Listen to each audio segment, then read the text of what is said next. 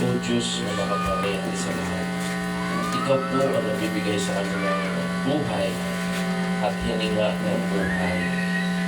Ikaw po ang may karapatan na bumawi sa buhay na ibinigay mo sa amin sa bawat araw. Ama na dakilang makapangyarihan, Ikaw po ang habang sa amin. Patawarin mo po kami sa mga bawat kaming pagkakasala. Pagkakasala namin sa hindi namin nalalaman, ito po, Lord, ang paalala.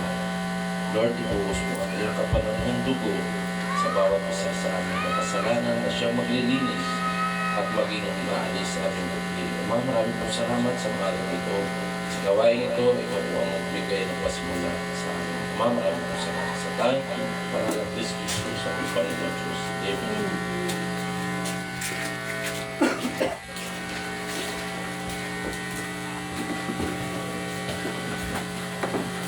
Amen. Pwede ba ako sa ating testimony? Sino po ba? Yung sister namin. Amen. Yeah.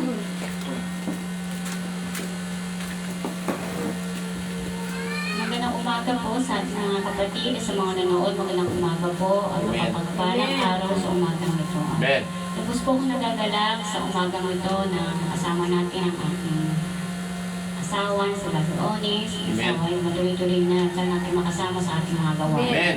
Kung sana'y patubayan po kami at gabayan sa aming mga gawain, sa aming linggong gawain sa aming church. Sana'y may mga tao pong makapasyal sa aming church at makasama namin dito sa church, mga kapatid. At nagpapasalamat po ako sa Panginoon sa paggabay sa amin sa araw-araw, kalakasan, sa aking asawa, sa aking mga kapatid at mga apo na wasa na iyon sa mga anumang buhay kapahamakan o sakit na sana'y aking anak na nasa aking poder na sana ay magkaroon sila ng pagkakunuan mag-asawa, pag-usapan at kanilang pamilya. At bilang po at bilang po sa ating Panginoon. Amen.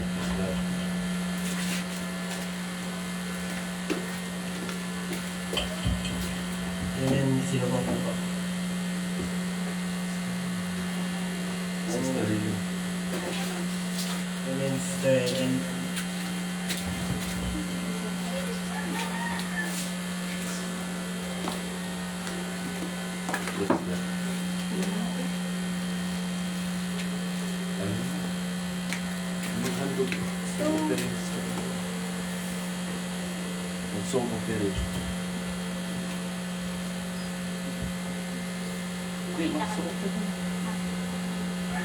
Morning po sa ating mga kapatiran. Happy Sunday, everyone. Ako'y taos puso nagpapasalamat sa ating Panginoon sa Kristo sa binigay sa amin, sa aming kasan, kalusugan, kasama ng mga anak ko, sa aming pangangailangan, sa araw-araw, at sa paggabay sa aking asawa, sa kanyang trabaho.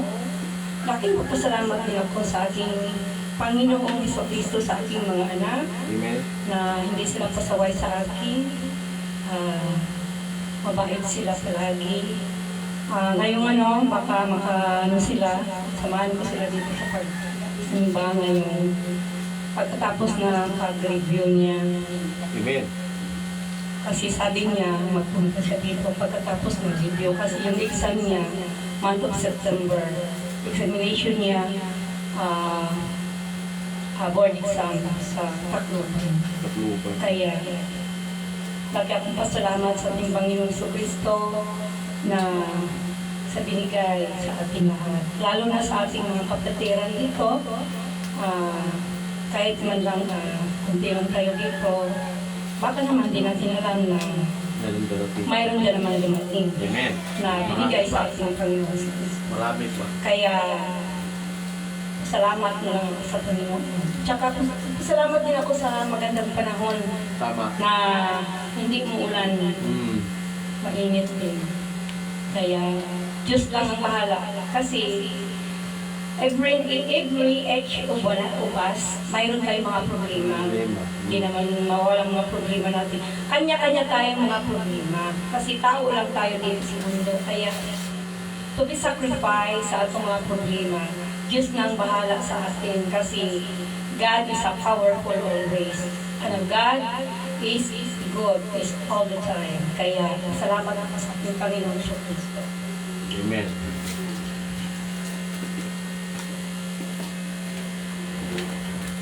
Amen. Sino pa po ba? Kung wala na po tayo po lumako sa Santo Gawin, tatawagan mo na si Brother Jerry. Wala na. Tatawagan mo si Brother Jerry pang sasong leader.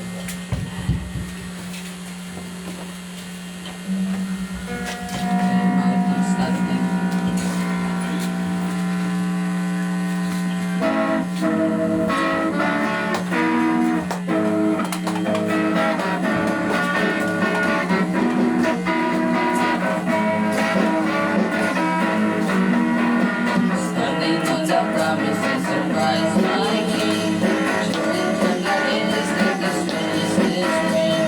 Glory in the highest, I will shout and sing. Standing on the promises of God. Standing, standing on the promises of God, I sing. Standing, I'm standing on the promises of God.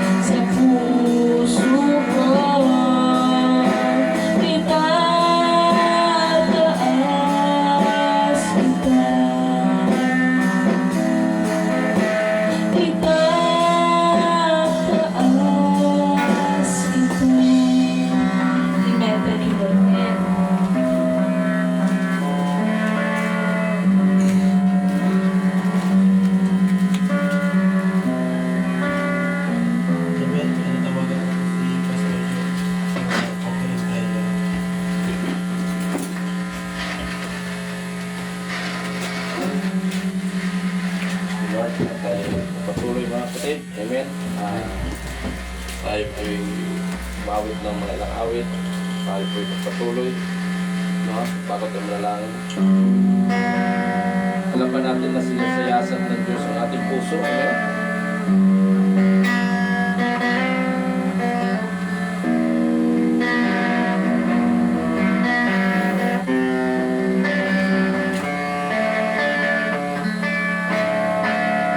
Puso ko'y iyong sisiyasan.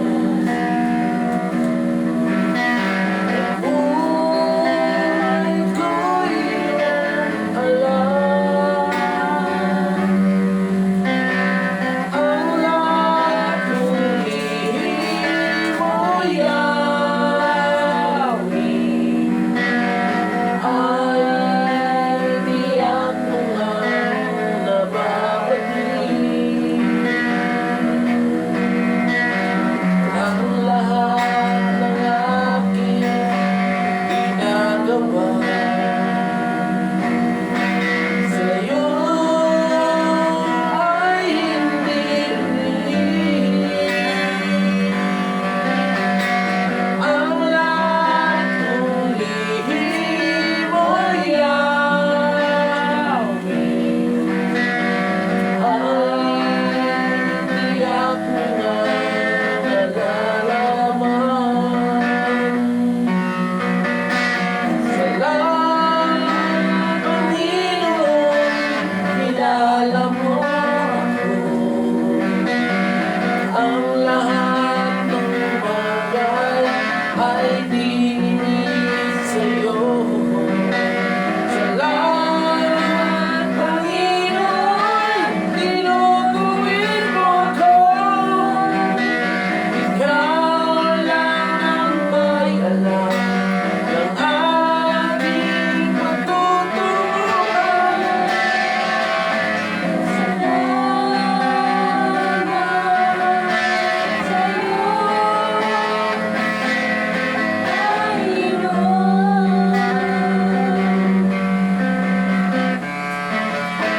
Ay buti mo, Panginoon, sa lahat ng pera, sa bawat araw, ika'y laging tapat kong magmahal.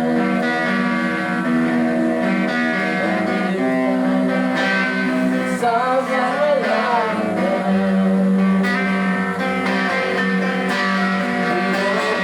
rin sinasamba kita, bilang Diyos at Panginoon.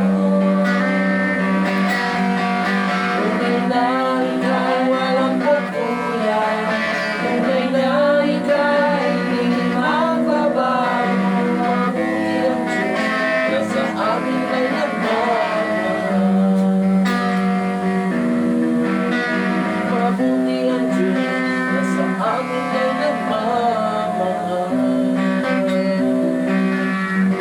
Amen. Tayo magsitayo mga kapatid at ulitin po. O Diyos na makapangyarihan sa lahat, Ikaw po ang nakakaalam sa aming buhay. Ikaw po ang nakapagbabatid ng aming buhay. Diyos na makapangyarihan, saklaw mo ang lahat, Lord God. Lahat ng kaalaman ay nalalaman mo lahat, Lord.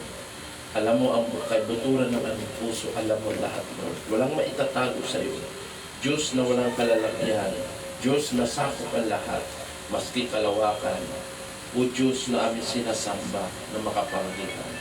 O Lord God, na mayroon kang inilagay na daan, patungo sa iyo ang daan na iyon, ang iyong bugtong na anak ng aming Panginoon Jesucristo.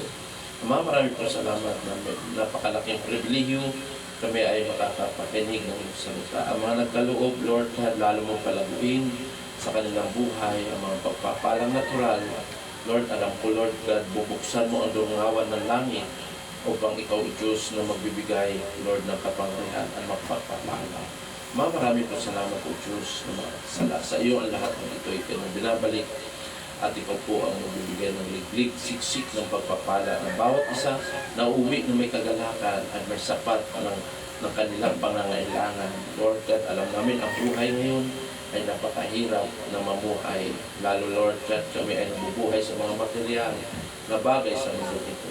Maraming salamat sa tayo para Kristo Jesus. Amen. Habang tayo ay natiling nakatayo mga kapatid, tayo magpatuloy sa ating gawain, no? Yung maaga ng ating gawain ay nais kong bumasa ng aklat ng Matthew chapter 16 verse 11. Nais kong sulat ni Matthew na sinabi ni Jesus, no? At ang sabi ni Christ sa verse 11 chapter 16 verse 11 hanggang 19. Ano hindi ninyo na pag-uunawa na hindi ang sinasabi ko sa inyo tungkol sa tinapay?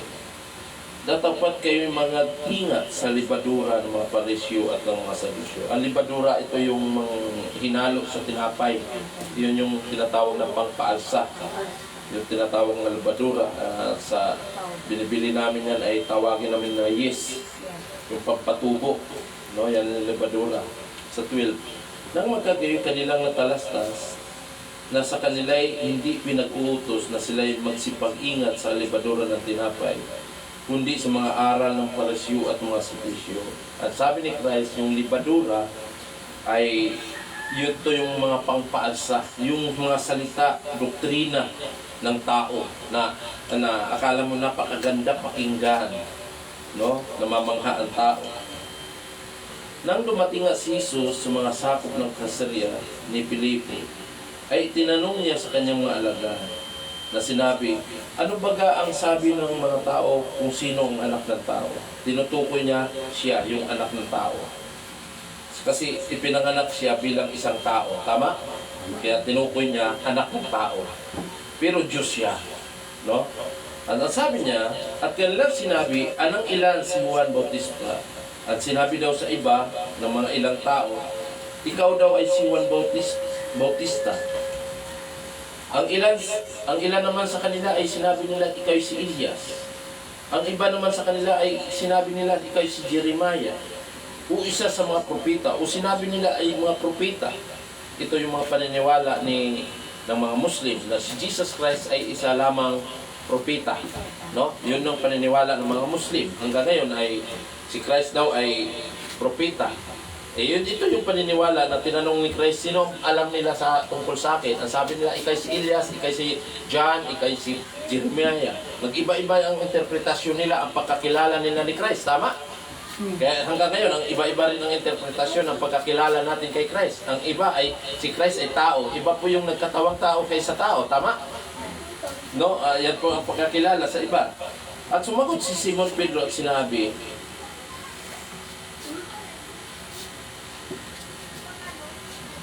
kanyang sinabi sa 15. At yan sinabi sa kanila, dapat ano ang sabi ninyo kung sino ako? Tinanong niya si Pedro at mga apostol. Anong sinabi? Dapat anong sabi ninyo kung sino ako? Anong sinabi niyo sa kanila kung sino ako? At sumagot si Simon Pedro at sinabi, ikaw ang Kristo, ang anak ng Diyos na buhay. Si Kristo pala ay anak ng Diyos na buhay. Amen?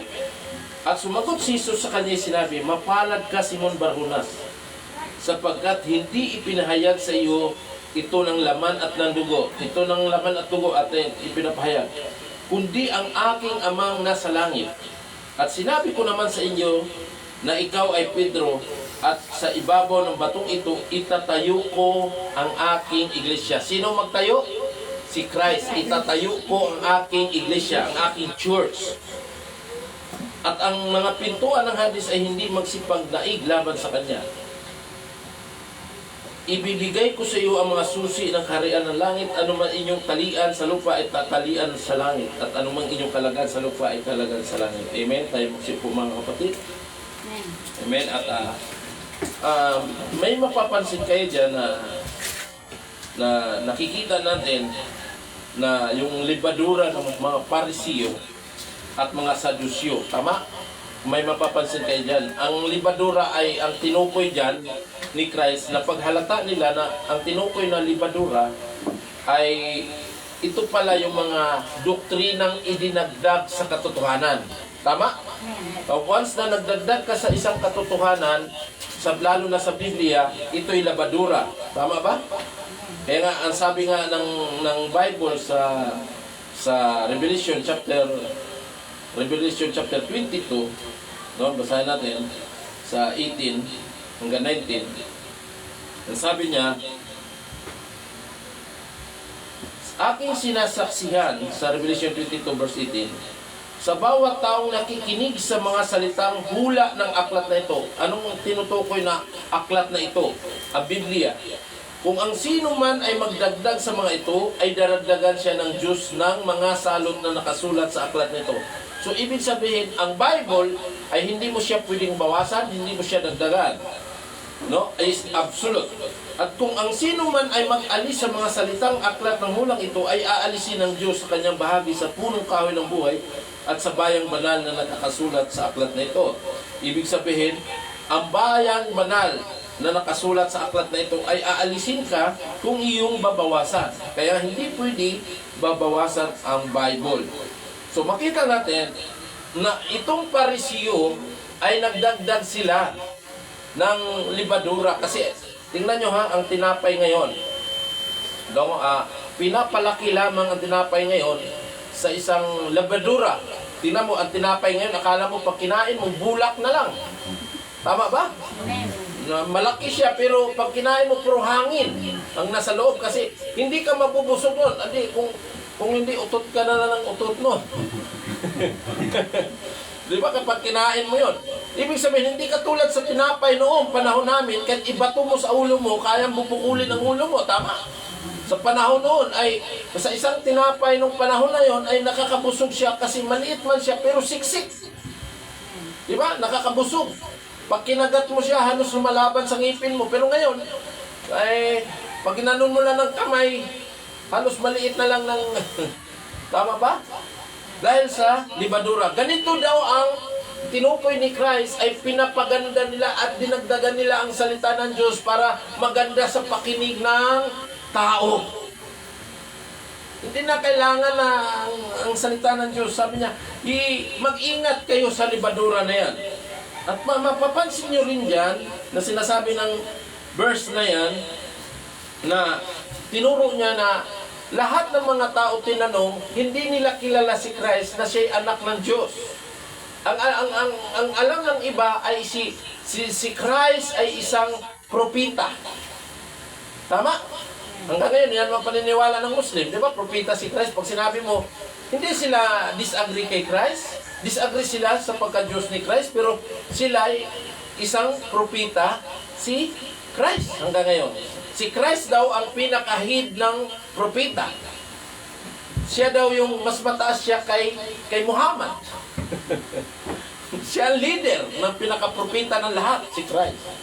Pero hindi siya Diyos. Yun ang paniniwala nila.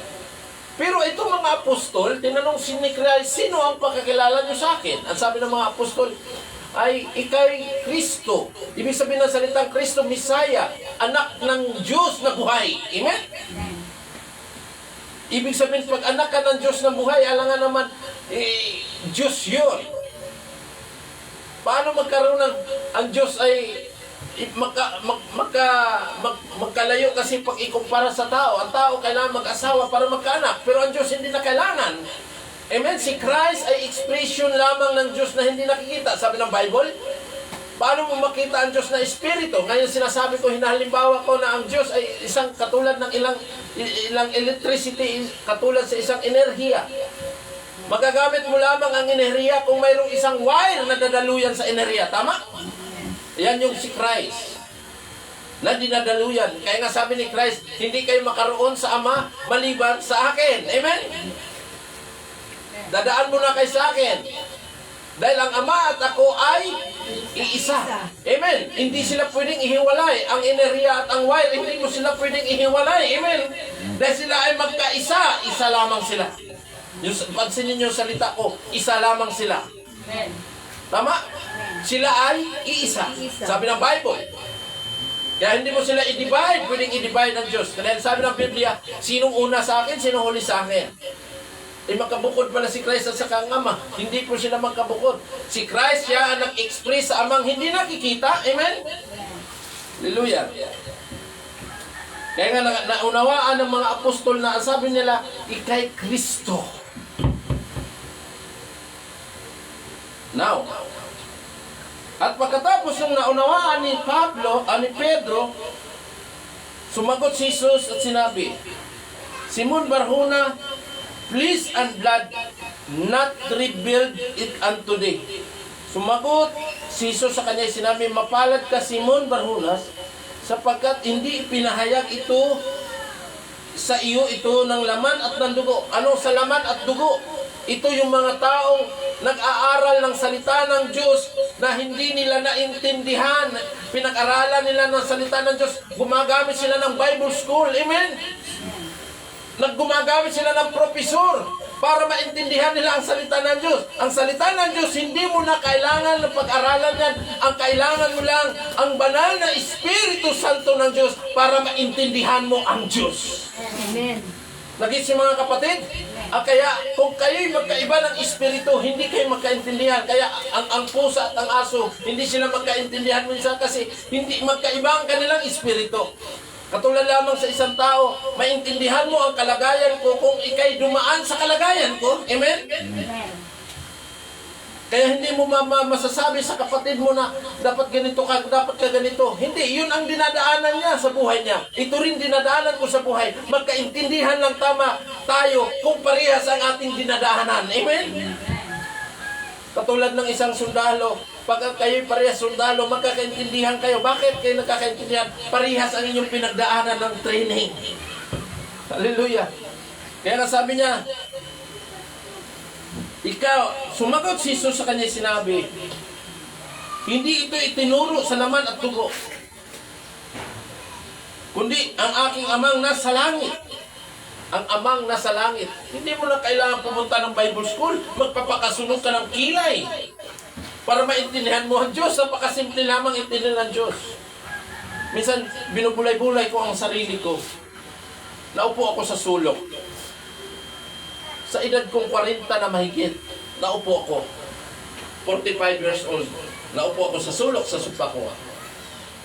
Sabi ko, sarap.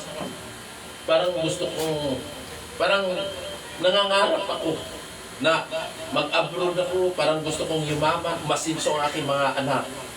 Makabili man lang ako ng kotse na pakaganda. Mapatayo ko man ang bahay. No, pero tinimbang ko habang nakaupo ko, pag mag-abroad ako, mayroon akong bahay, kotse. Ang makikinabang lang sa kotse, tagalito, nandito. Di ba? O, at least para sa mga anak ko, mabigyan ko. No? Inimagine ko yung pangarap. Wala nang pag-asa sa pangarap ko kasi matanda na ako. Tama ba? Amen. Hayaan mo ang aking mga anak na mangarap sa kanilang buhay na sila magbibuild habang bata pa sila. Dapat nung ginawa ko yun, nung bata pa ako. Amen. Tama ba? Amen. Kasi kung mangarap ako, asinso ko, yayaman ako, 60 years old, maghintay na lang ako sa kabao ko. Nagpapakayaman lang ako para bumili ako ng kabaong at sementeryo ko. Tama? Anong say-say yung ginagawa ko kung ganun lamang ang isip ko? Sabi ko, hindi. Maglingkod ako sa Panginoon hanggang buhay ako. Amen. Kasi medyo maiksi na ang buhay ko. Aasinso? Ano sabi sa Ecclesiastes? Darmating ka dito na hubot-hubad. Sabi ni Job, aalis ka ng hubot-hubad. Ano sabi sa Ecclesiastes? Kan sabi ng Ecclesiastes, lahat ng inyong pinapagalan sa lupa, hindi mo mabitbit o madadala man sa buhay ng iyong paruroonan. Wala kang madadala.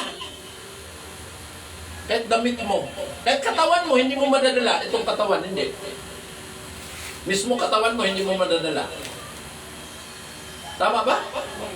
Kaya sabi ko, ano pagkasins pa kailangan ko? Sapat na sa akin mga paglingkod sa Panginoon. Kung may mga pagsubok man, nabubuhay tayo sa may pagsubok eh.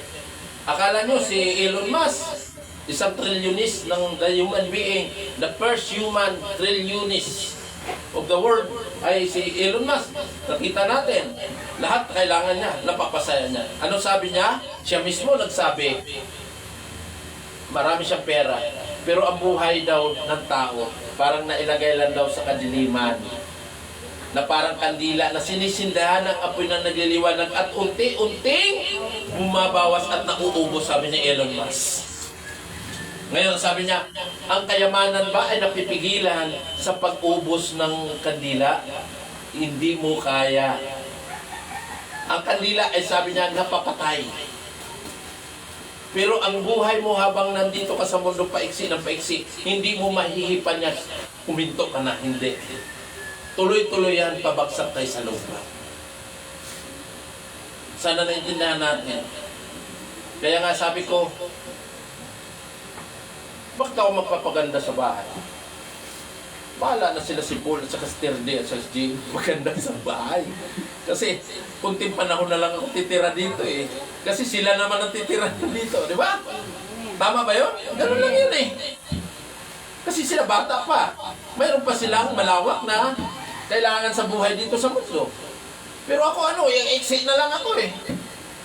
Ilalaan ko ba ang buhay ko sa mga ganyan? Ilaan ko na ang buhay ko sa Panginoon. Amen. Yun na lamang ang kasiyahan ko. Yun na lang ang katuwaan ko sa buhay ko. Now, tayo magpatuloy mga kapatid. Christ built the true church. Tandaan natin, nakakalito na kasi ang mundong ito. Hindi mo alam kung sino totoong church. Kasi sila man nagsasabi din, sila'y totoo. Tama? Kung wala kami totoo, kayo ang mali.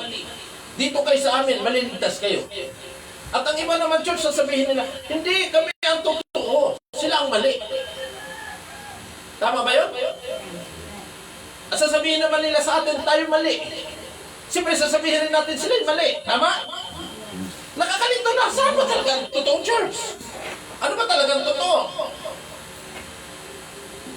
Napapansin nyo sa binasa natin, ang sabi ni Christ, I will build my church. Aking itatayo ang aking iglesia. Kaninong iglesia? Kay Christ. Sino magtayo sa iglesia niya? Siya. Hindi tao. Ang pagkaunawa natin ng church, English kasi ang church, sa iglesia, ay isang building na katulad nito, isang building. No? At ang sabi ni Christ, sinabi ko naman sa ikaw, Pedro, at sa ibabaw ng batong ito, itatayo ko ang aking iglesia. Saan daw niya itatayo ang kanyang iglesia? Sa bato. At yung pag-aralan, ano yung bato? At ang pintuan ng Hades ay hindi magsipag na iglaman sa kanya. Ang bato na binabanggit, the spiritual revelation of God manifests Himself to individual. Ibig sabihin, ang batong tinutukoy, kapahayagan galing sa Diyos. Ang Diyos ang magpapahayag. Paano magpapahayag ang Diyos? Magpapakita ba ang Diyos ng isang bagay na para maintindihan mo? Hindi. Dumarating ang Diyos sa pamagitan ng banal na Espiritu Santo at bibigyan ka ng karunungan at mabulay-bulay mo ang salita ng Diyos. Ganun pala. Magkaroon ka enlightenment. Sabi niya, the spiritual revelation of manifest Himself to the individual. Upon this rock, I will build my church, and the gates of hell cannot prevail against.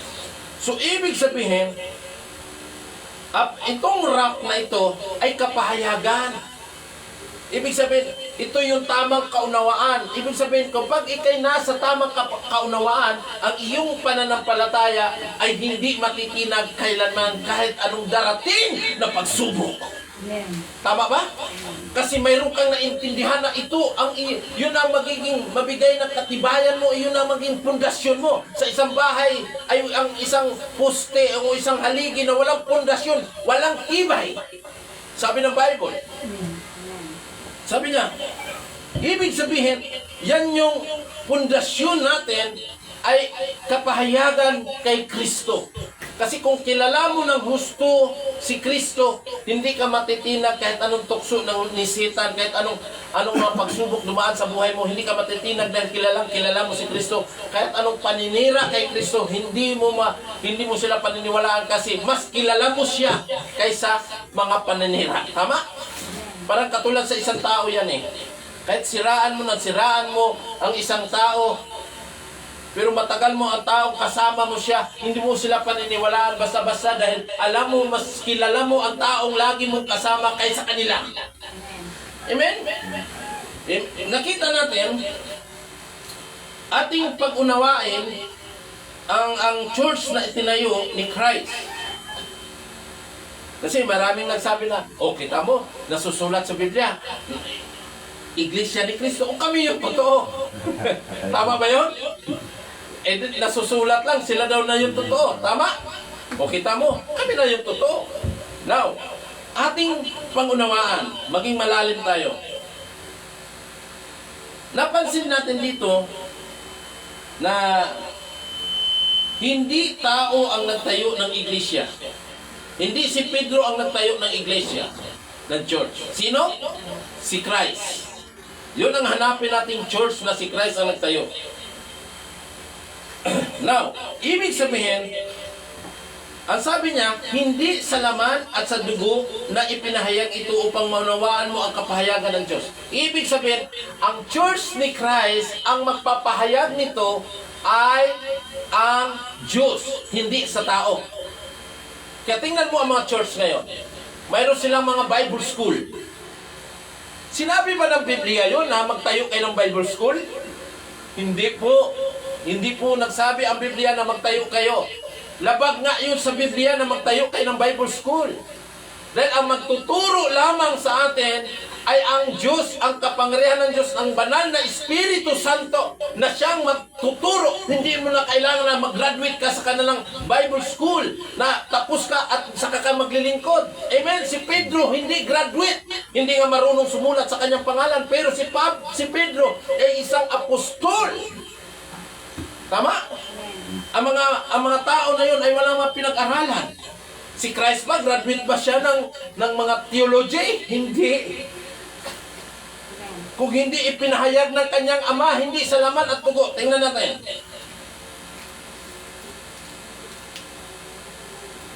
Tingnan niyo ang mga taong ito. Tingnan natin ha. Ito yung mga simbahan na nagpahayag sa laman at dugo. Ano yung sa laman at dugo? Yung mga nag-aaral. Tinutukoy dyan, yung mga school. Sabi sa Titus chapter 1 verse 11, na ang kanilang mga bibig ay nararapat matikom. Mga taong nagsisipang gulo sa buong mga sambahayan, na nagtuturo ng mga bagay na di nararapat dahil sa mahalay na kapakinabangan. Ano yung mahalay na pakinabangan? Pira-pira. Amen? Ginawa ang church nilang negosyo, mga pastor puno. Pero tingnan mo ang buhay, may helicopter pa. Diyan ako gigil sa pastor na mukhang pera. Ano sabi sa pera? Ang pera, ang sino mang umibig sa pera, dahil ang pera ay lahat ay ugat ng lahat ng kasamaan. Amen. Tingnan mo mga pastor, pumapasok sa politika. Sinabi ng Biblia, hindi tayo makikisali sa politika. Tatakbo pa ng presidente. Yan may lingkod ng Diyos. At pira-pira. Tingnan nyo. Nag-aral ng Bible School. Una, pinag-aralan nila. May kausap akong pastor, galing Bible School. Una daw pag-aralan na paano hikayatin ang tao para maniwala sa kanila. Labag po sa Biblia yun. Ano sabi po? Sabi niya, ano sabi ni Pablo? Hindi ako nang hingkayat sa inyo na magaling na pananalita. Sabi ni Pablo yun sa Biblia, sa Corinto. Sabi ni Pablo, hindi ako nang hihikayat sa inyo na magaling na pananalita. Enticing words, na pang-entice na pananalita. Hinihikayat po kayo, hindi sa pamagitan ng enticing word, kung hindi sa kapangyarihan ng banal na Espiritu Santo. Ibig sabihin, ito pa, ito yung mga taong nag-aaral ng Bible kuno.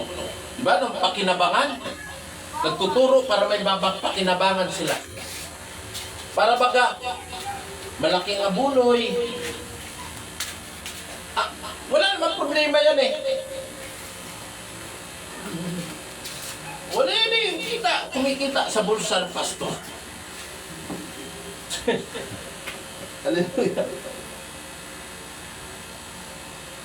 Tingnan nyo, sabi niya dito sa John 7:18, sa mga pastor na yan, yung mga ngaral na yan.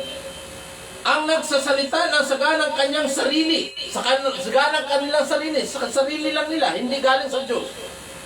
Humanap ng kanyang sariling kaluwalhatian para maluwalhati lamang sila. Nangaral sila sa salita ng Diyos para mataas ang kanilang sarili. Tama ba? Kaya tumatakbo ng mga politika. Datapat ang humahanap ng kaluwalhatian na yung sa kanya nagsugo ay gayon ay totoo. At sa kanya ay walang kalikuan. Sa Jeremiah 2:13. Sapagkat ang bayan ko ay nagkamit ng dalawang kasamaan. Kanilang iniwan ako na bukal na buhay na tubig. At nagsigawa sa ganang kanilang mga balon, na mga sirang balon na hindi nalalaman ng tubig, malalamanan ng tubig. Tingnan mo, ang balon na tinutukoy dito ay church. Tingnan natin ha. Sapagkat ang bayan ko ay nagkamit ng dalawang kasama, kanilang iniwan na bukal ng buhay na tubig. Yung bukal na buhay na tubig ay sino? Si Jesus Christ. Iniwan nila, nagsigawa sila sa ganang kanilang balon na mga sirang balon na hindi malalamanan ng tubig. Hindi malalagyan ng tubig na balon. Tama? At ang balon na tinutukoy dito ay yung church. Spiritual church. Tingnan natin. Mamaya makita natin yung balon na yan. Ang sabi sa Corinto, sabi ni Pablo, ngunit, 1 Corinthians chapter 2, verse 10-13. Ngunit ang mga ito ipinahayag sa atin ng Diyos sa pamagitan ng Espiritu. Sa pamagitan ng Espiritu, hindi sa tao ha. Sapagkat nasisiyasat ng Espiritu ang lahat ng mga bagay. Oo, ang malalim ng mga bagay ng Diyos. Sapagkat sino sa mga tao ang nakakilala ng mga bagay ng tao kundi ang Espiritu ng tao na nasa Kanya. Gayon din naman ang mga bagay ng Diyos ay hindi nakilala sa sino man maliban na ang Espiritu ng Diyos. So tayo nagkakaintindihan bilang isang tao dahil mayroon tayong kapwa Espiritu ng tao. Pero kung ang Diyos, Espiritu mo tao at ang Espiritu ng Diyos, hindi kayo magkaintindihan. Tama? Kailangan mo, mayroon kang Espiritu ng Diyos para magkaintindihan kayo sa Diyos. Nagits yung mga kapatid? Ganun po yun. Sabi niya, ngunit, sa 12, ating tinanggap hindi ang espiritu ng sanglibutan, kundi ang espiritu mula sa Diyos upang ating mapagkilala ang mga bagay na sa atin ay ibinigay na walang bayad ng Diyos. Ito, na ang mga bagay na ito ay atin namang sinasalita na hindi sa salitang itinuro ng karunungan ng tao. Nagits ako? Ano yung school? Kanino karunungan yan? Tao. Tapos papasok ka para maging pastor ka. Pumasok ka sa school. Si Moises ba, nung naging propeta si Moises, pumasok ba siya ng school? No! Dinala siya sa pagsubok. Tama? Dinala si Moises, pinalaya si Moises isang hari ng Ehipto. Tama? Napakaganda isang general. Siya ang nagpagawa ng pyramid sa Ehipto. Siya na yung pangalawang paraon. Pero pinalayas dahil nang gagamitin siya ng Diyos. Pinatay niya ang isang Ehipto at kumampi siya sa Israelita. Makita niyo, tinakpan niya, nakita niya, pinalayas siya ng Diyos. Naging daan yun para lumayas siya sa Ehipto. Iniwanan niya ang pinakamagandang buhay, pumunta siya. At alam niyo, ang dala niya, yung tungkod lamang. Pinalaya siya sa Ehipto at pumunta siya doon at nakatagpo siya ng isang babae, isang balon sa Sapura, nakatagpo siya doon. At doon siya kinatagpo. Anong ginawa ni Moises? Iniwanan ang pagkahari niya at pumunta siya sa buhay na naglilingkod lamang isang farmers, isang nag-aalaga ng mga tupa ng kanyang biyanan na si Jethro. At doon niya natagpuan ang Diyos sa burning bush. Amen? Yung apoy, yung puno na maliit na hindi nagsusunog. Amen? Nakausap niya mismo. Nagis siya mga kapatid? Ngayon, para maging lingkod ka ng Diyos, kailangan mo mag-aral? No. Ano sabi ng Biblia? Sabi ni Pablo, hindi itong karunungan ng tao, kundi sa itinuturo ng Espiritu. Na iniwawangis natin ang bagay na ayon sa Espiritu sa pananalitang ayon sa Espiritu. Hallelujah. Yun mga kapatid. Iwinawangis natin ang Espiritu. Kaya ang gumawa sila ng church, ginagawang entertainment. Tingnan mo yung mga church ngayon, may sayaw-sayaw. Nakapasok na ba kayo ng mga... ewan ko saan ako nakapasok. Kaya ako nakapasok ako na... Doon ako nakakita ng church na ang babae sumasayaw. Nagkaganyan-ganyan.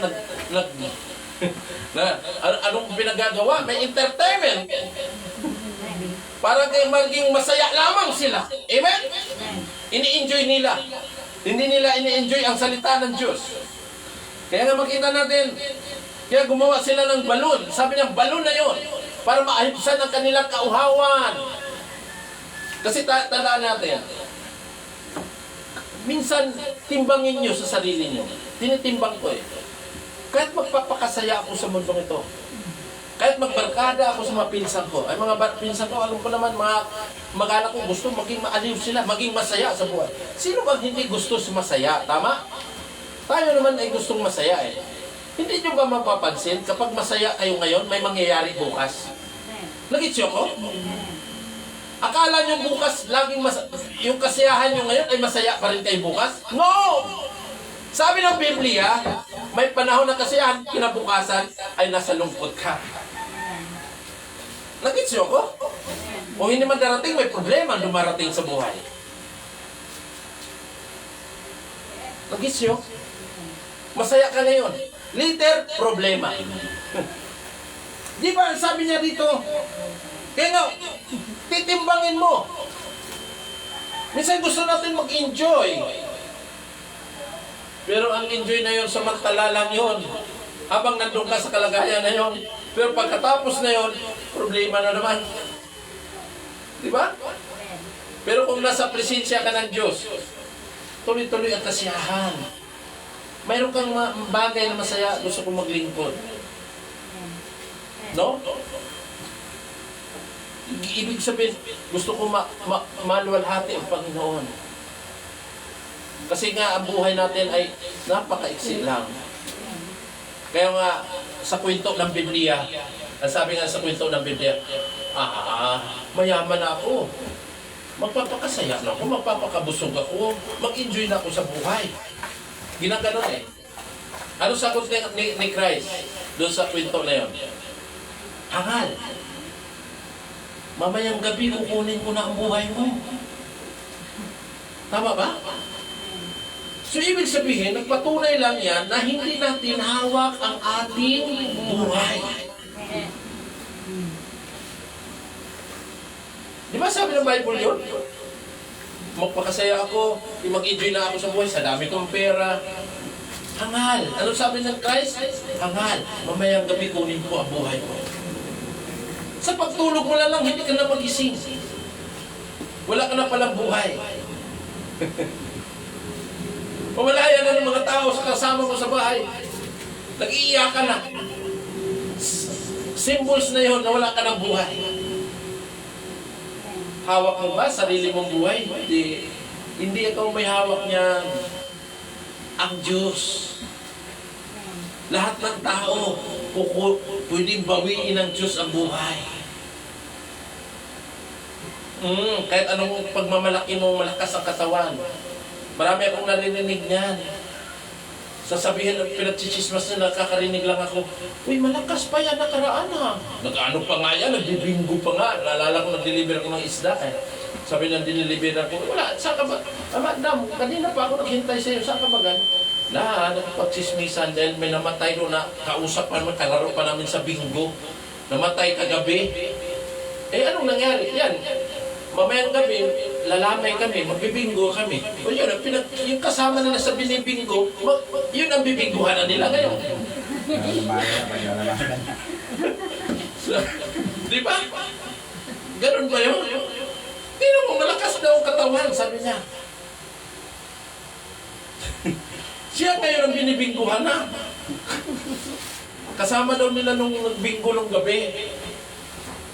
Kung wala naman burol nung nakarang gabi, madam, sabi niya, wala. Eh ngayon, may dahilan na kayo magbinggo. Kasi may ibuburol na. Kasama pa nga namin nagbinggo yun. Wala man siyang kasakit-sakit. Di ba? Nanay ng ating kapatid dito.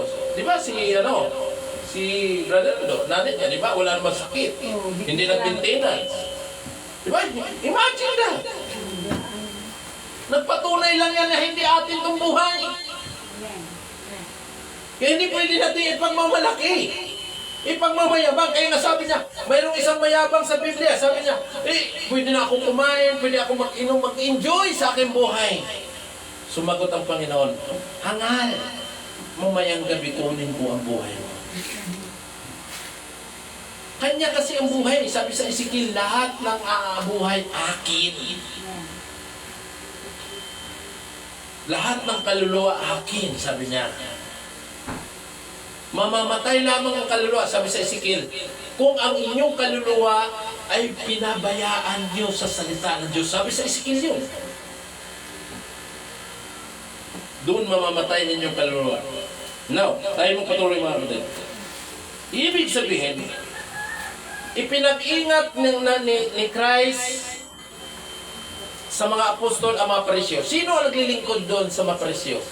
Sa templo na itinayo. Yung second temple sa Jerusalem. Itinayo ang temple ng Zerubbabel sa temple ng Jerusalem noong 516 BCE o 20 BCE.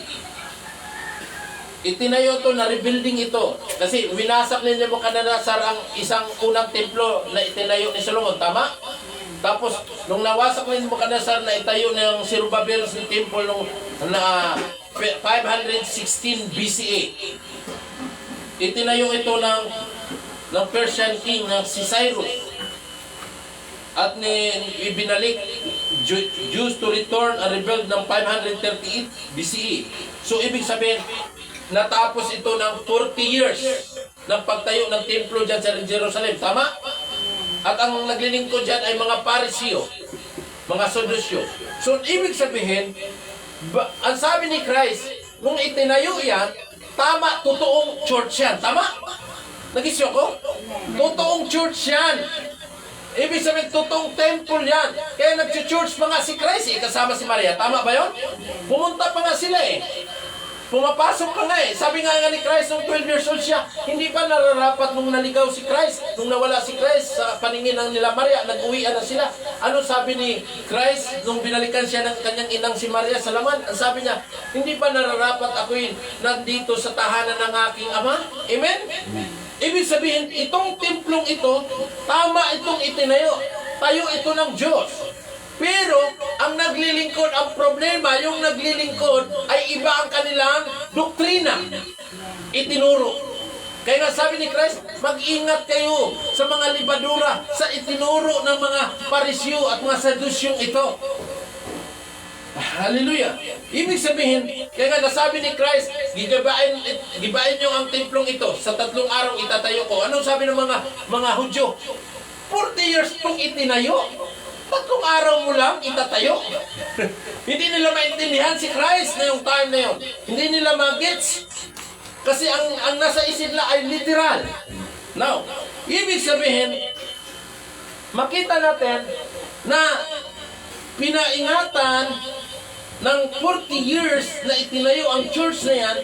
Ang ibig sabihin ng 3 araw niyang itatayo, si Christ ay ibabangon sa 3 araw. Anong templo pala ang tinutukoy ni Christ? Hindi building. Nagits yun? Yes, Sister Nabia. Nagits nyo? Hindi building. Ito ang sabi ni Christ. Tingnan natin. Ng isang babae. Hindi na nga pinasamba sa Jerusalem Ang mga tao, nung sinabi ni Christ, nung na-meet niya ang isang babae Samaritan doon sa Jacob Well, doon sa balon ni Jacob, na naroon din ang simbahan ng Samaritan. Mayroon kasing 3 faksyon ang mga Hudyo na yon, ay ang mga Judaya at yung mga Sedusyo at mga Parisiyo. Tatlong faksyon. Ibig baga sa relihiyon, nahati sila, tama? Pero pareha silang Judaism. At makita natin, mayroon pang isa roon na mananampalataya na tatlo bahagi na Samaritan. Tinatawag natin Samaritan. So, magkaiba-iba isang Bible ang hinawakan nila, Old Testament. Tama ba? Yung Old Testament, hinawakan nila, parehas sila pero magkaiba ang kanilang paniniwala. Tama mo, may Sadusyo, may Parisiyo, may Samaritan. Ito sabi ni Christ sa babae nung na-meet niya sa John 4:14-21. Ang sabi niya sa babae na nung na-meet niya doon sa balon, simulan natin sa 14. Datapwat ang sino mang uminom ng tubig na sa kanya'y aking ibibigay ay hindi mauhaw. Sabi ni Christ sa babae, magpakailanman. Sabi ni Christ sa babae, datapwat ang sino mang uminom ng tubig na sa kanya'y aking ibibigay ay hindi mauhaw magpakailanman.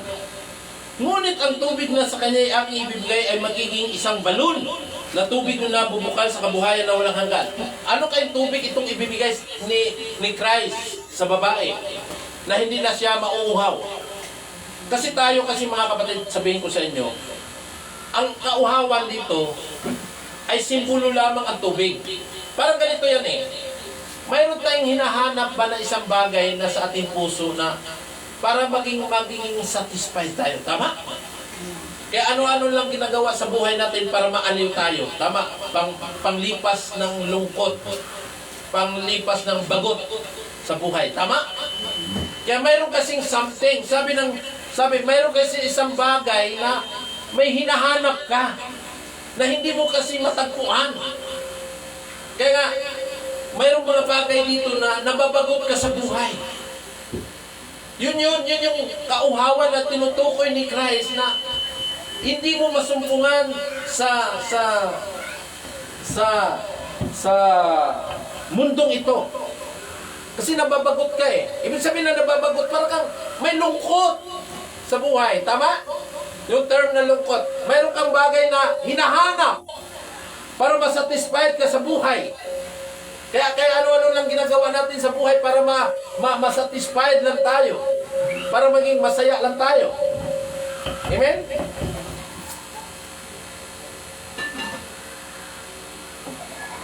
Yan yung sinasabi niya na tubig. Yan yung kauhawan. Yun yung ibig sabihin ng kauhawan. Mayroong pagkabagot. Yung madaling salita. Sinabi sa kanya ng babae, Ginoo. Sinabi ng babae kay Christ, ibigay mo sa akin ang tubig na ito upang ako'y huwag mauhaw. Ni pumarito man sa ganito kalayo upang umigib pa. Dito, akala natin, yung balon na tinutukoy dito, yung na literal na balon, tama? Pero may literal talagang balon. Ang pinag-usapan ng babae at ni Christ dito, hindi literal na balon. Hindi literal na balon na yung galing sa lupa. Pero may literal na balon dito sa kalagayan nito. Ito ay church! Nag-gets ko? Inuwain nyo. Church ang tinutukoy ng babae dito. Pati si Christ. Church ang pinag-usapan nila dito. Kasi ang balon ay natutukoy. Sabi ng Bible, natutukoy sa balon. Yan sinasabi ko kanina sa Jeremiah. Binasa. Sabi niya, balon ang tinutukoy, ang pinag-usapan nila tungkol sa balon, pero church ang pinag-usapan nila dito. Sinabi sa kanya ni Jesus, humayo ka. Tawagin mo ang iyong asawa at pumarito ka. Sumagot ang babae at sinabi sa kanya, wala akong asawa. Oo. Pero pinatawag ni Jesus Christ ang babae na, tawagin mo ang asawa. Pero sabi ng babae, wala akong asawa. Sinabi sa kanya ni Jesus, mabuti, tama o sakto ang sinabi mo. Wala akong asawa. Tama yung sinabi mo, wala akong asawa. Sapagkat nagkaroon ka ng 5 asawa. Nagkaroon ng 5 asawa. At ang nasa iyo ngayon ay hindi mo pa asawa. Nagpalit-palit na pala itong babae ng kinasama. Amen? Nag-isyo ako mga kapatid. Pero hanggang ngayon yung panlima, hindi pa rin niya asawa. Dito'y sinabi mo ang katotohanan. Sinabi sa kanya ng babae, Ginoo, napaghahalata kung ikaw ay isang propeta. Napapansinan niya si Christ ay isang propeta. Nagsisamba ang amin sa 20. Pansinin nyo dito sa 20. Nagsisamba ang aming mga magulang sa bundok na ito. Nagsisamba ang aming magulang sa bundok na ito. Anong bundok na ito? Church! So, naroon ang babae sa church nila at naroon din si Christ. Amen? Hallelujah. Tingnan nyo, ibig sabihin, nagsisamba ang aming magulang sa bundok na ito. Saan sila nagtagpo? Sa balon ni Jacob, tama? So, church ang pinag-usapan ng babae nito at si Christ. Pero may literal na balon, yes. Pero ang balon na tinutukoy na pinag-usapan ng dalawang ito, ang babae at si Christ, ang balon ay church ang pinag-usapan nila. Ano sabi ng babae? Tingnan nyo. Sa bundok na ito. At sinabi ninyo na sa Jerusalem ay siyang dakong kinakailang pagsambahan ng mga tao. At sinabi ng babae sa kay Christ, sinabi nyo sa Jerusalem lang na magsasamba. May sambahan sa bundok na Jacob, sa Samaritan. May simbahan din ng Jerusalem, yung templo, tama? Pero sinabi ng babae, di ba? Kailangan na ang pagsambahan ng mga tao ay doon sa Jerusalem. Sabi nyo, hindi naman kami naniwala ron. Nagets nyo? Ano sabi ni Christ? Sabi niya, tingnan natin. Sinabi ni Jesus sa babae, paniwalaan mo ako.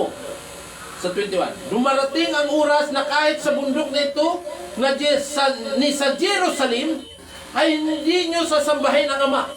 Sabi ni Christ, maski dito sa bundok na ito, sa church nyo ito, at sa Jerusalem, hindi nyo sasambahin ang Ama. Inalis na ni Jesus ang pagsamba sa Jerusalem at sa bundok ng Samaritan, ang church ng mga Samaritan. Tama? Wala nang church involved. Sabi ni Christ,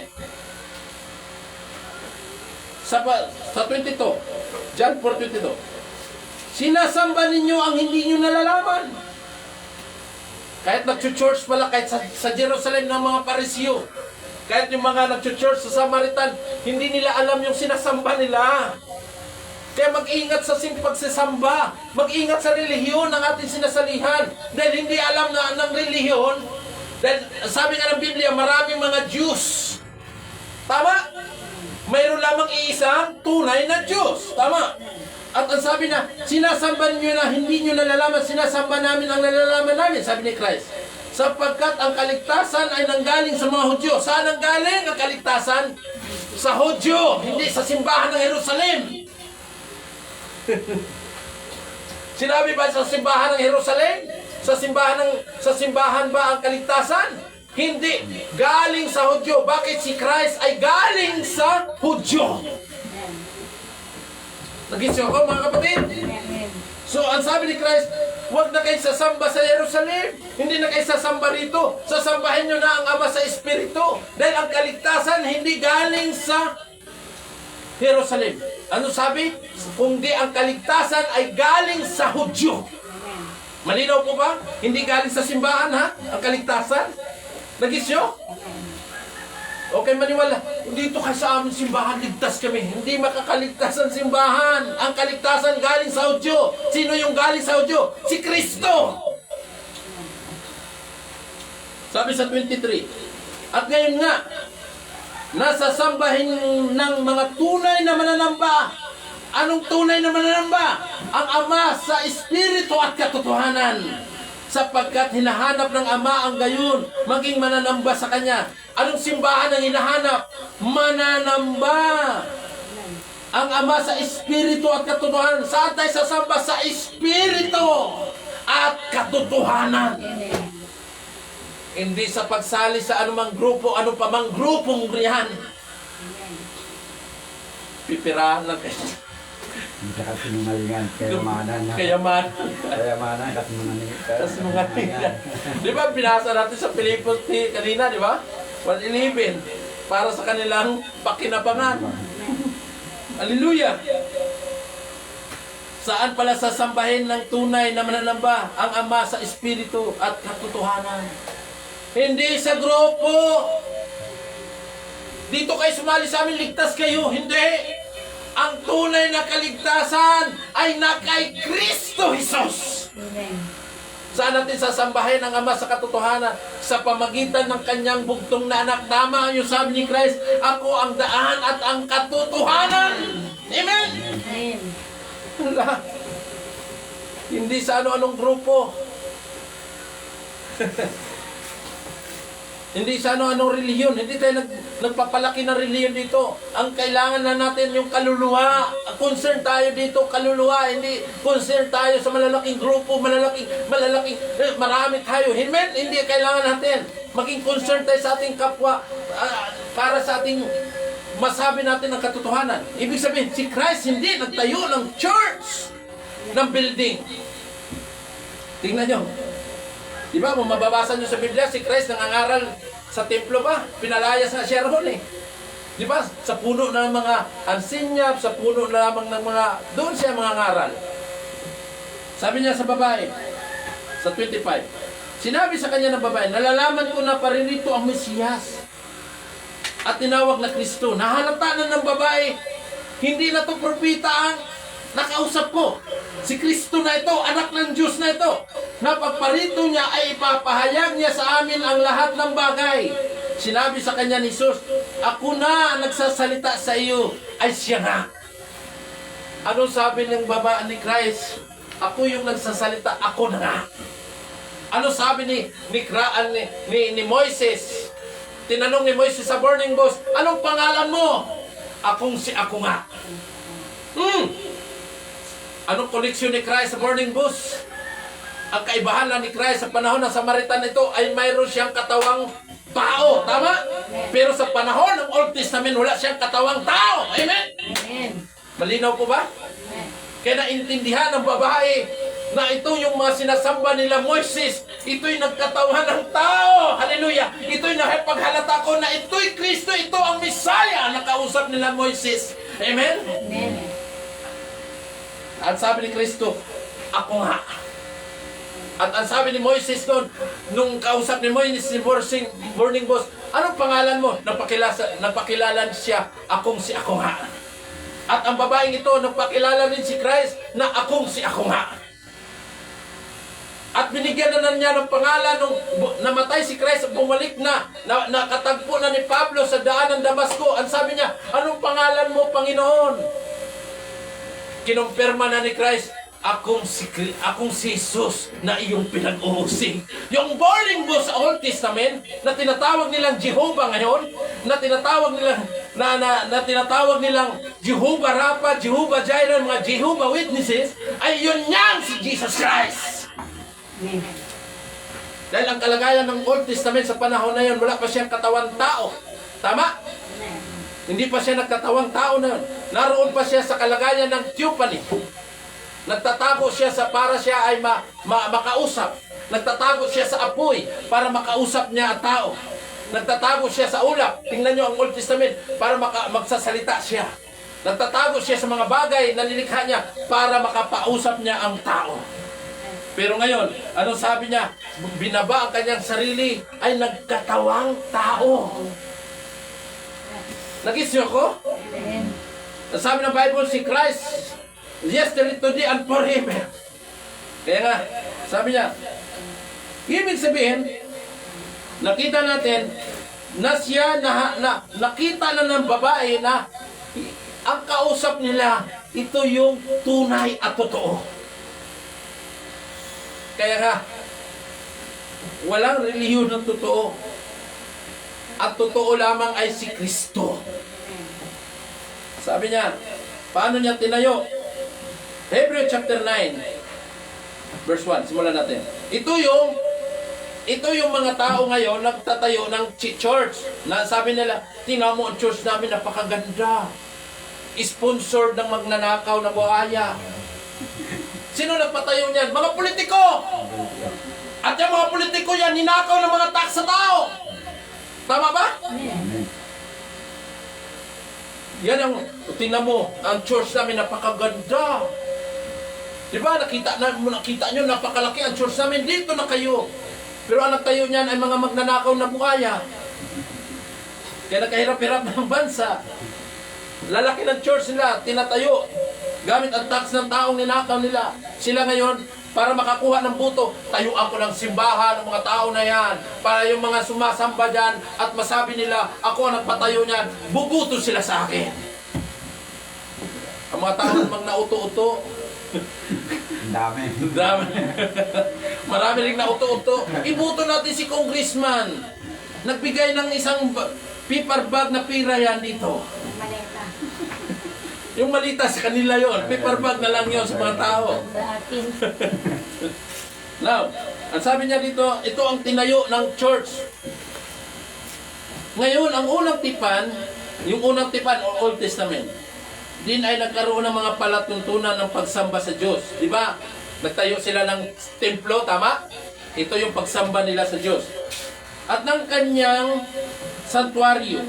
Ang santuario ng sanlibutan ito. Yan pala, sa sanlibutan pala yan. Yung pagtayo na yan. Sapagkat hinahanda ang isang tabernakulo, ang una na kinaroon ng kandelero at ng dulang at ng mga tinapay na handog na siyang tinatawag na dakong banal.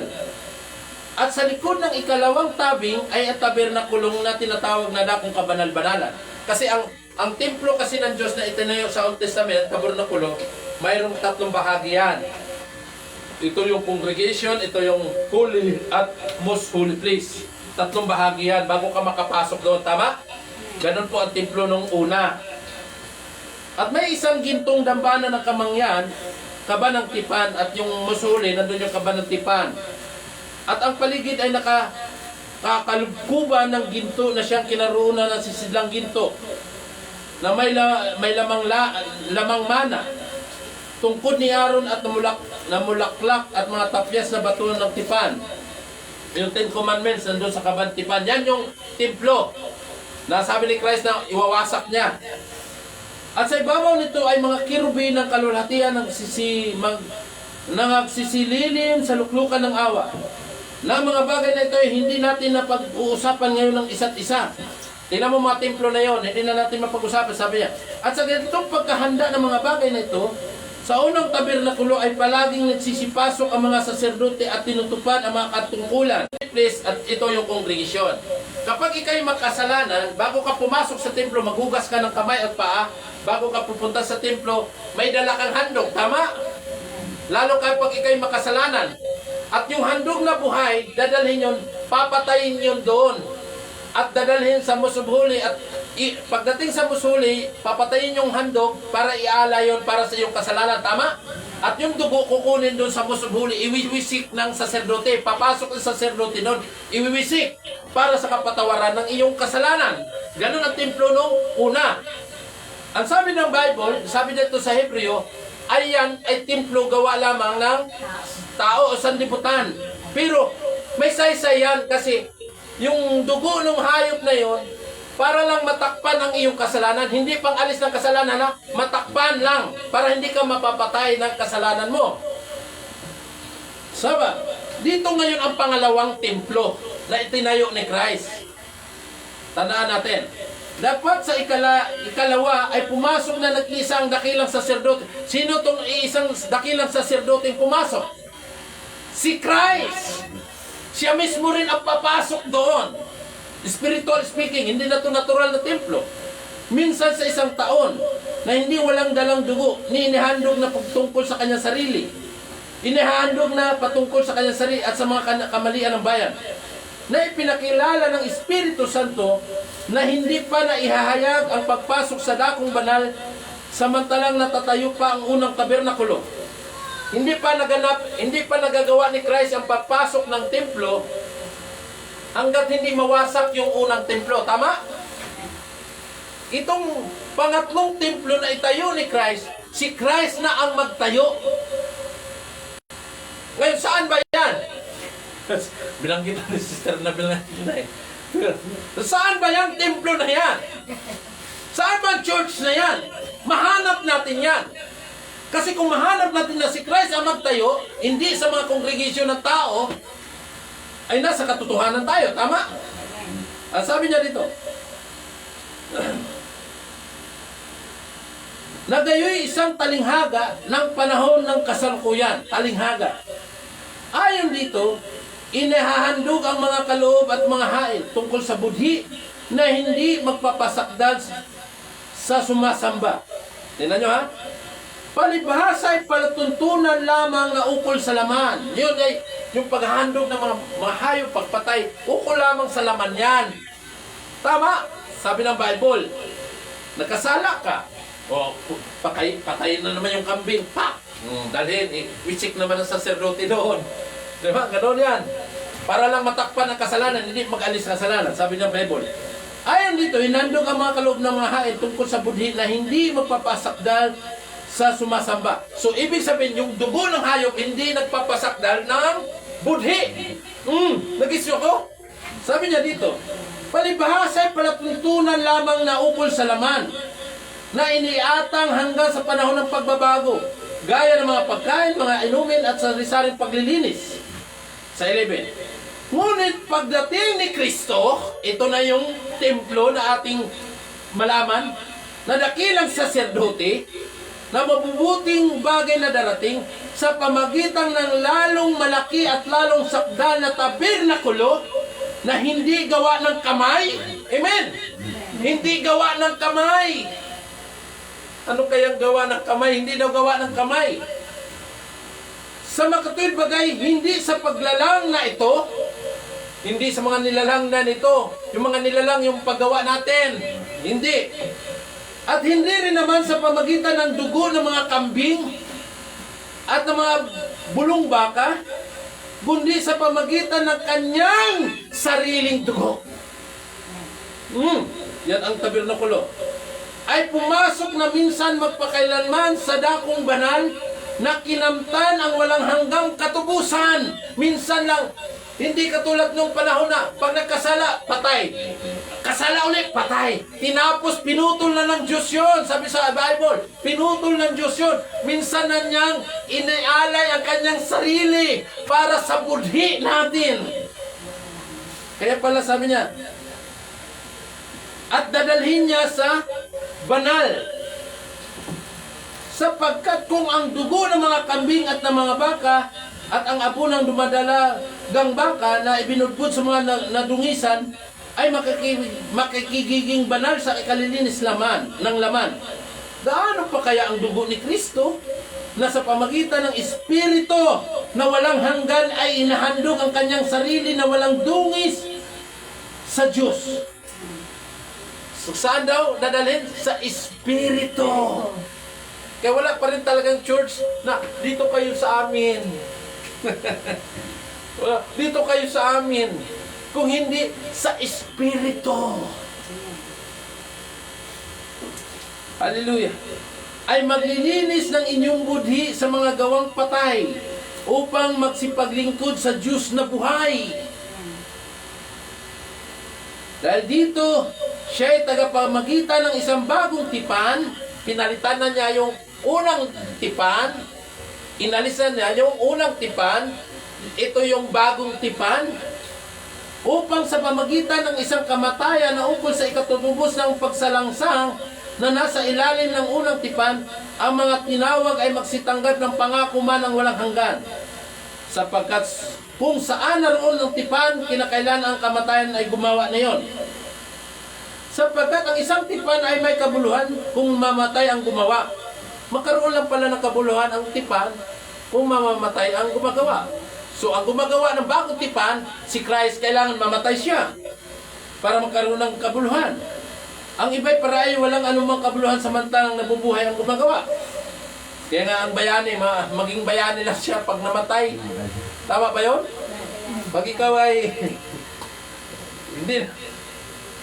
Sapagkat ng salitain ni Moises ang bawat utos sa buong bayan ayon sa kautusan, ay kumuha siya ng dugo ng mga bulong baka at mga kambing na may tubig at balahibong mapula at ng tupa, isubo at wisikan ang aklat na ngayon din ang buong bayan. Gayon din ang tabernakulo at ang lahat ng mga kasangkapan sa pangasiwa ay pinagwiwisikan niya ng dugo sa gayon ding paraan.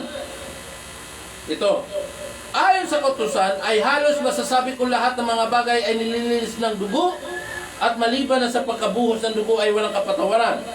Kinailangan nga na ang mga anyo ng mga bagay na sangkalangitan ay linisin ng mga ito. Ngunit ang mga bagay rin ito sa sangkalangitan ay linisin lalong mabubuting handog kay rito. Sapagkat hindi pumasok si Kristo sa dakong banal na ginawa ng mga kamay na ikinalintulad lamang ng tunay, tulad lamang yung Old Testament, ito na yung tunay, kundi sa talagang langit upang humarap ngayon sa harapan ng Diyos dahil sa atin. Sabi sa Revelation chapter 5, kinuha niyang aklat, humarap si Christ na mayroong dugo sa kanyang sarili. At namamagitan siya, ito yung kinuha niya yung aklat, ito yung dugo. Sabi niya, gaya ng kanakilang sarili pumasok sa dakong banal taon-taon na may dalang dugo na hindi niya sarili. Sa ibang paraan ay kailangan niya ay magbatang madalas mula sa itatag ang salibatan, datwat ngayon minsan na siya ay nahayag sa katapusan ng mga panahon pang alisin ang kasalanan sa pamagitan ng pagkahandog ng kanyang sarili. Sabi niya, at kung gaano itinakda sa mga tao ang mamatay ng minsan at pagkatapos niya paghukom. At gayon din naman si Kristo inahandog na minsan upang dalhin ang mga kasalanan na marami sa ikalaway pakikita na hiwalay sa kasalanan, ikaliligtas ng mga magsihintay sa Kanya. Now, ibig sabihin, mayroong dinala si Christ na hinarap niya doon, minsan sa sacerdote. Makita niyo sa Revelation chapter 5, basahin natin. Malapit na tayo mga kapatid. Sabi niya dito, nakita ko sa kanang kamay nakaupo sa luklukan ng isang aklat na may sulat sa loob at labas, tinatakang mahigpit ng 7 tatak. At nakita ako ng isang malakas na anghel na nagtatanyag ng malakas na tinig, sino karapat-dapat magbukas ng aklat at magtanggal ng mga tatak nito? At sino man sa langit o sa ibabaw man ng lupa, sa ilalim man ng lupa ay hindi makapagbukas ng aklat o makatingin man. Ako'y umiyak na mainam sapagkat hindi nakasumpong na sino mang narapat magbukas ng aklat na makatingin man. Sinabi sa akin ng isa sa matatanda, huwag kang umiyak, narito ang leon sa angkan ni Juda. Ang ugat ni David ay nagtagumpay upang magbukas ng aklat at 7 taktak ito. Sino ito? At nakita ko sa gitna ng luklukan ng 4 na lang na buhay at sa gitna ng matatanda ang isang kordero na nakatayo. Sino itong korderong nakatayo? Si Christ. Sabi niya, nawari pinatay na may 7 sungay at 7 mata na siyang 7 espiritu ng Diyos na sinugo ng buong lupa. Yung 7 church ages. Kailangan makita natin ang 7 church ages. Siya lumapit, kinuha ang aklat sa kanang kamay na yaon na nakaupo sa luklukan. At pagkakuha niya ng aklat, 4 na lang na buhay at ang 24 ng tanda ng mga pagtirapa sa harapan ng kordero na ang bawat isa may alpa at mga mangkog na ginto ng puno ng kamangyan na siyang mga panalangin ng mga banal. So, ibig sabihin, dinala niya ang mga panalangin natin. Nandoon siya sa harap, kinuha niya ang aklat ng katubusan. Naroon ang inyong pangalan. At sabi nga niya, tinubos sa kanyang dugo. Ngayon, itong templo dito sa lupa, ito yung hanapin natin. Ito kasi, ito yung templo makalangit na ginawa ni Christ, buong sanlibutan. Itong templo. 1 Corinthians chapter 3 verse 16-17 na sinabi ng ating kapatid na Sister Nebel. Hindi ba ganinyo nalalaman na kayo templo ng Diyos? O akala ko pa templo. Tama yung sabi ni Christ, hindi na kayo sasamba doon sa Jerusalem, hindi na kayo sasamba dito sa bundok na ito, sa church nyo. Kung hindi, sasambahin nyo na ang Ama sa Espiritu at katotohanan. Ang sabi dito, hindi ba ganinyo nalalaman na kay templo ng Diyos at ang Espiritu ng Diyos ay nananahan sa inyo? Amen? Amen. Saan pala ang templo ng Diyos? Tayo. Saan pala mananahan ng Diyos? Sa atin. Hindi sa church nila. Nagis nyo? Hindi pala mananahan ng Diyos. Hindi mananahan ng Diyos dito sa building, sa semento. Hindi mananahan ng Diyos sa materialis. Mananahan ng Diyos sa buhay natin. Kaya bang mananahan ng Diyos? Yes. Kaya nga ng enerhiya na mananahan sa electric fan. Tama ba? Nagis nyo ko? Sino nagpapaikot sa electric fan? Enerhiya. Punutin mo sa kuryente yan. Walang iikot yan. Yung enerhiya, yan ang napapagana. Ganon din ang Diyos, kayang mananahan sa atin. That's God is the power. Yung sabi niya rito, Kung gibain ng ninuman ang templo ng Diyos, siya igigiba ng Diyos. Sapagkat ang templo ng Diyos ay banal, na ang templong ito ay kayo. Tayo ang templo. Huwag na kayo maghanap ng relihiyon. Ang Diyos sasambahin sa espiritu at katotohanan, hindi sa grupo.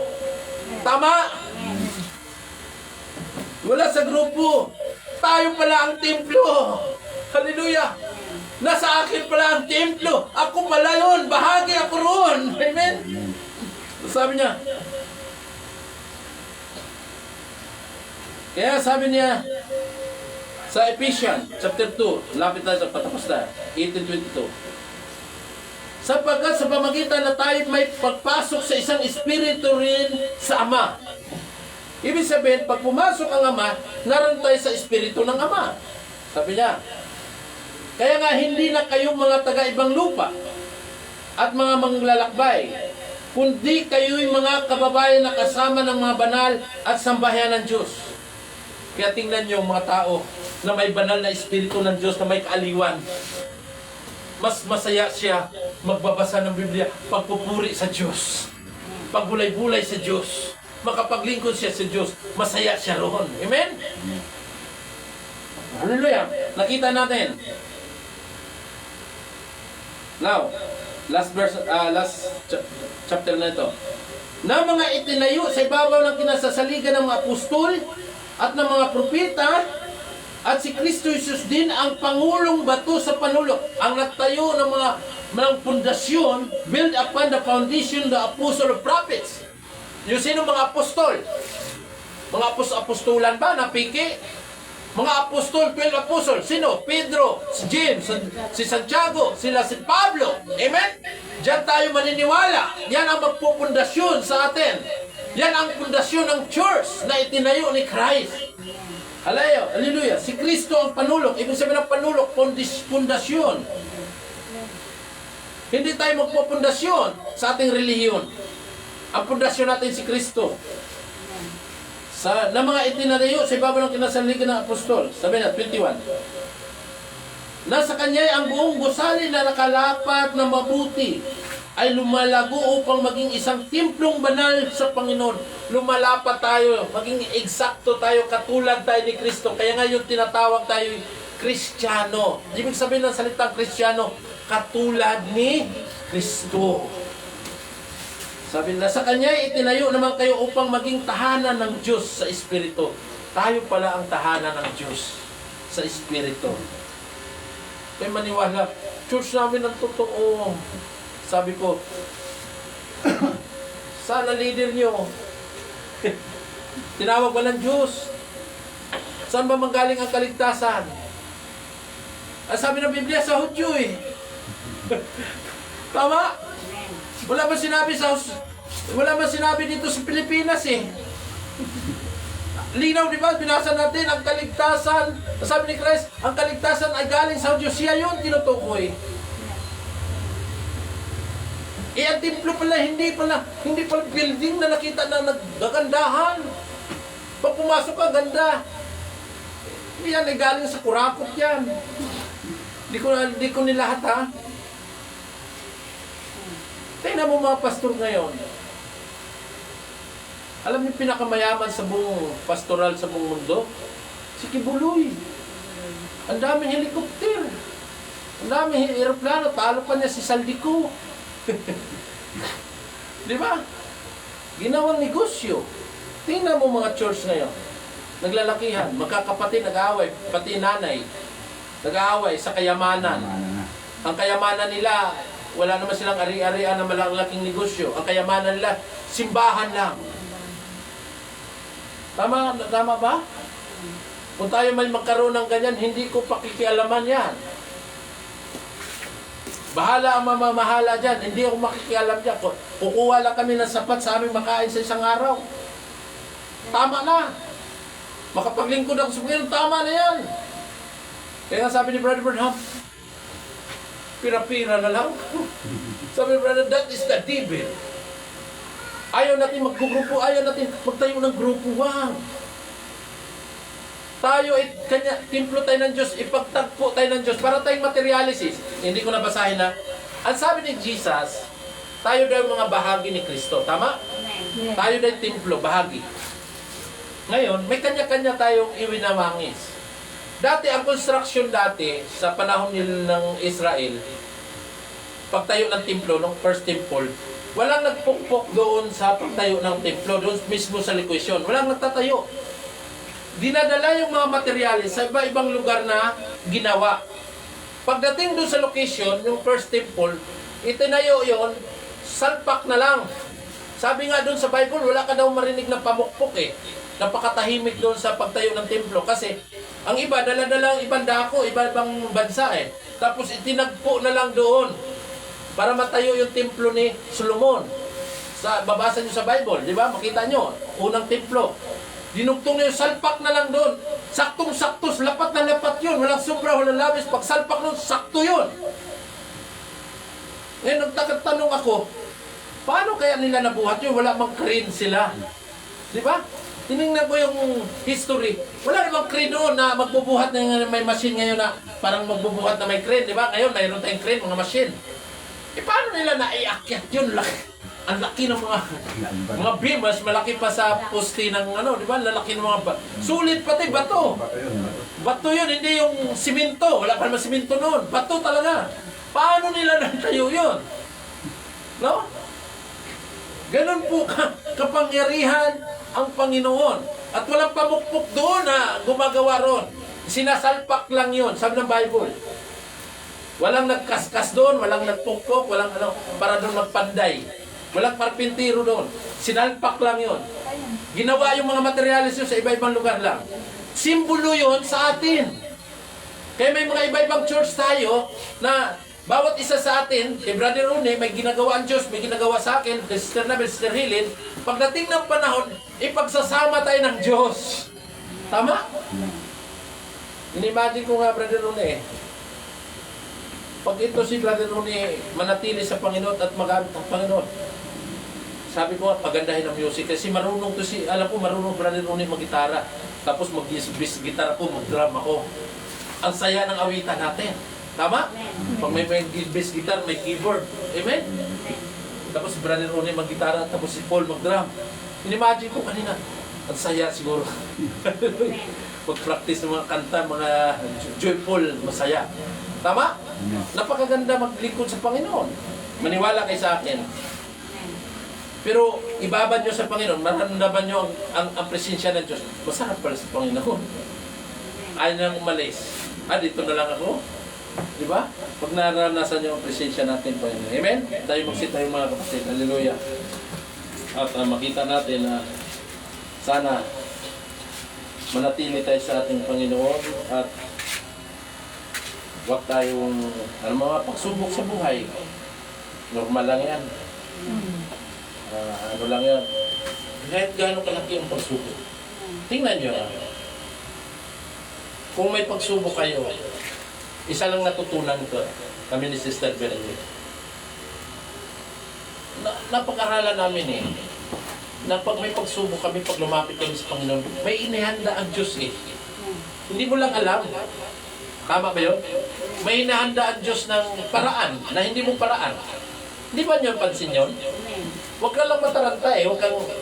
Minsan kasi, natataranta tayo, gumagawa na tayo ng aksyon na hindi natin hinihintay ang Panginoon. Napag-aralan namin si Sister Bernie. Naalala namin yung bahay nga namin ay ilang buwan yan? 4 months ba yun? 4 ba yun? 4 months. Pinuntahan na ako dito. Ay, pupurplos na yan, pupurplos. Ano sabi ko sa Panginoon? Wala ba tayo? Wala nga tayong makain, wala tayong bigas ngayon. Isip pa tayo mautangan, sisingilin pa tayo. Isipin mo, pag may pagsubok ka, may darating naman ang pagsubok. Ano sabay-sabay, di ba? Ang pagsubok lalo, sabay-sabay ang pagsubok Ngayon, sabi ko sa Sister Bernie, relax. Huwag na tayo Natutunan ko, minsan kasi pag may problema tayo, mainit ulo Yung pala, i-relax lang. Inhale, exhale. Tabikas mo, inhale, exhale. Ibulay-bulay mo sa Panginoon. Panginoon, bahala ka na. Bilang sabi ko, bahala ka na. Basta sa kalooban mo, kung pati ano ito ang kalooban mo, kung hindi ito sa amin, kunin mo. Ipaalis mo. At alam ko, may ihanda ka. Pero hindi ko alam kung anong gagawin mo. Alam mo pala, hinanda ng Diyos. Nagkaroon ng struggle yung kapatid ko. Kuya, uwi na kami liti. Ano ko na yung bahay. Ano ko na. Binigyan kami. Sabi ko, bayad ko lahat yan. Di nakabayad kami. May nahibsan, di ba? May mga pagsubok tayo na minsan ini-stress tayo, lalo na may mga tao tayong tangan. Ini-stress tayo yan eh. Lalo na yung mga... Ito si Judith.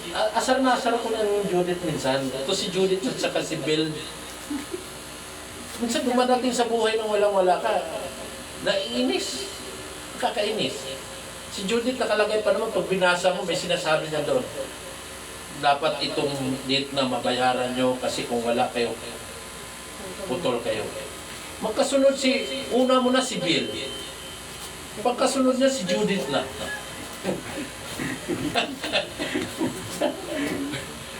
Stress ka na. Di ba? Kung tandaan nyo, naniwala kayo sa akin, subukan nyo lang Panginoon. Umupo kayo. Inhale, exhale lang kayo sa gilid. Tapos, subukan yung Panginoon. Lord, bahala ka na. Di ba? Nasubukan rin namin na walang-wala. Lord, bahala ka na. Mamaya kami nagsisense naman. Kung ano nyo, yan. Di ba? Ganun lang kasimple. May mga bagay na hindi mo...